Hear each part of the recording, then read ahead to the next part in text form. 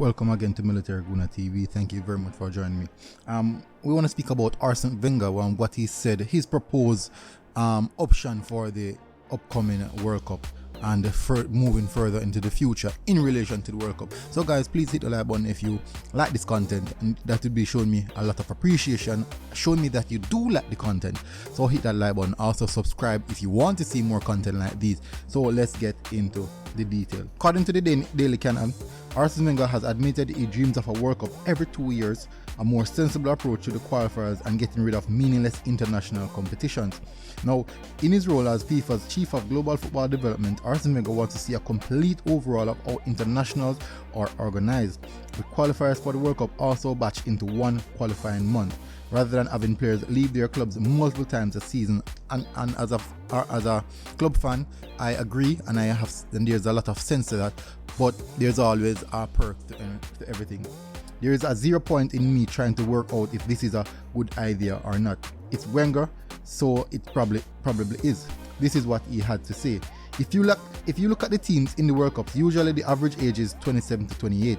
This is why, because World Cup is every 4 years, there are very few chances to win it again, because when they go back to the next World Cup, they are probably 32, 33. So their best prime years are out through the door. That's why we should organize the World Cup every 2 years, Wenger told the broadcasters at beIN Sports. Kick all the rest of the competitions like UEFA's Nation League out, organize only competition of meaning, and kick all the parallel competition out of the game. People must understand that what is at stake and only have games with meaning, he said. I would say that one of the solutions we will discuss is to compact the qualifiers, but instead of going away in October, November, September, March and June, we regroup the qualifiers in all in 1 month or two, quadruples in October and in February, but at least the players can dedicate that time to the club from March until June.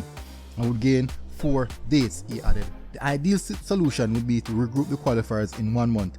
Let's say in October you qualify, and the rest of the season you play for your club, and then at the end of the season you play for the national team championship, but that will be a complete evolution, not a revolution. It's my dream. I just think I have the advantage of having working in Japan. We played from March until November and it was perfect, he said.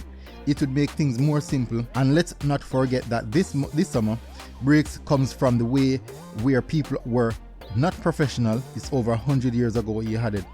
It was a good opportunity with the World Cup in November, but it's not the case.